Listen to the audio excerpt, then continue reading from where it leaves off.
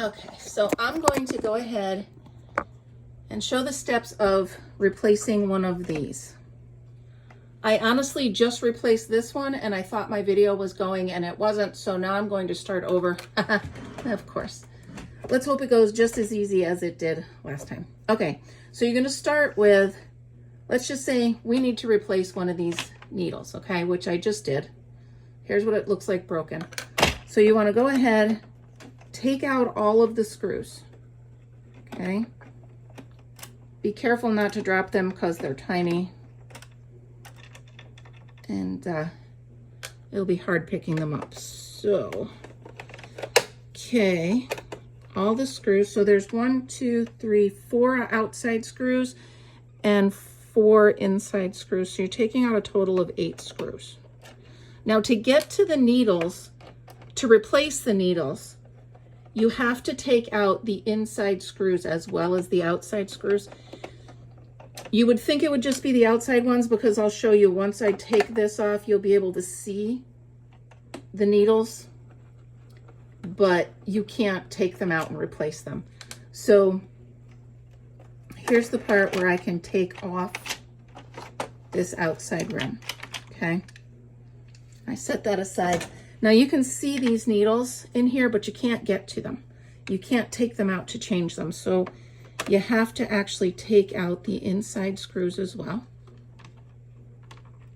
And like I said, I literally just did this thinking that my camera was recording. And then the camera turned off and I realized I had just done the whole thing. Talking to myself. All right. Again, just be careful not to drop these little guys, because that would take a project that takes a couple minutes and turn it into, you know, a few more minutes of trying to find where the heck the screw fell. You see I have a customized table here. This actually is an old antique dry sink, I think they called it. It's where they had a basin and a bowl in the guest rooms of people's, you know, houses and stuff, because they had no indoor plumbing. So here we go. I got the last one. And you're going to see once I get this out, this whole inner ring lifts right out. And again, be careful. You don't want to jiggle this too much. It is very much lined up perfectly. So you want to move as little as possible. So you're just going to take this inside ring out. Okay? Set it aside. Now you can see you can get to these needles. So we'll just take this one out. This one was in here. Here was the broken one, okay? I just took out the broken one. I replaced it with a new one. And now you just reverse the process that you just did. Lining up all of the screw holes. The key is putting it all in at the same level. You want to try to jiggle it as little as possible, okay? I'm not going to put the screw back in until I have both levels put in here. So here's that one. And then I'm going to go ahead and I'm going to, hold on one second. You see you've got your 3 black needles here, and I always mark my 3 black ones there. So you just want to make sure you're lining this up the way it needs to be. Okay, again, it's like one of those very intricate, remember you used to have the nails clipped together and there was only one specific way you could get them apart, those kids games, those kids puzzles they call them. So you just want to make sure you've got everybody sitting still and nicely. They're going to wiggle, okay? They're going to give you a hard time. Just remember, you can always do this a little bit and try to jiggle them as well, just to see where the issue is if you're having one, okay? And you want to go ahead, make sure you line up the screw holes again, okay? And your guide goes right up front. And then it should snap right back in, ready to go, okay?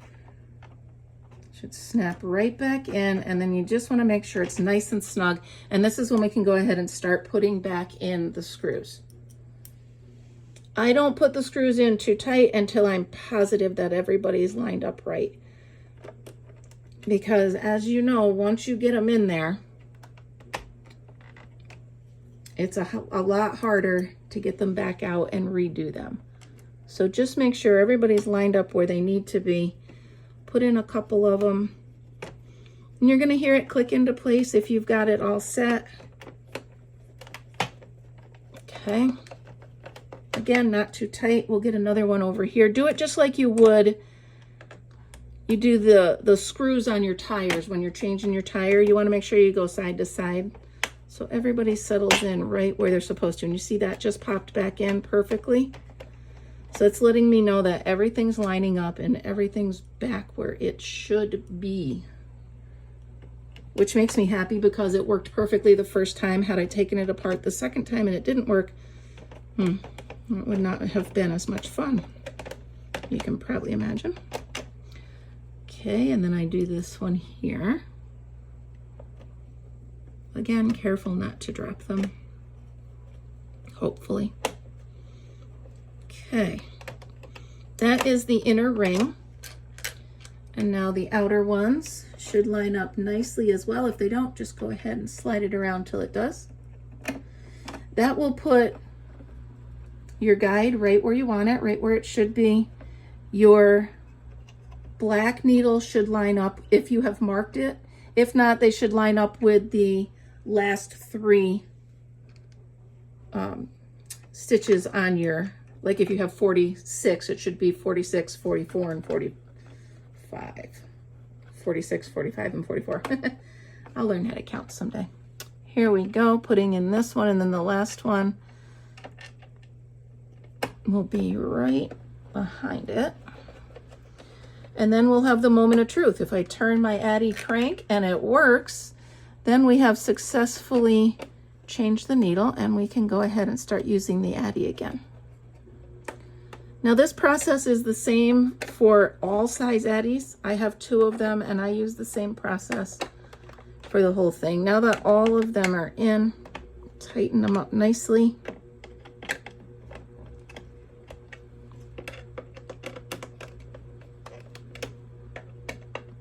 Okay, you ready for the moment of truth? And you can see it's working perfectly. And 1, 2, 3, click. All right, so everything's lined up nicely. Here we go. Woohoo! And that is how you change the needle on your Addi.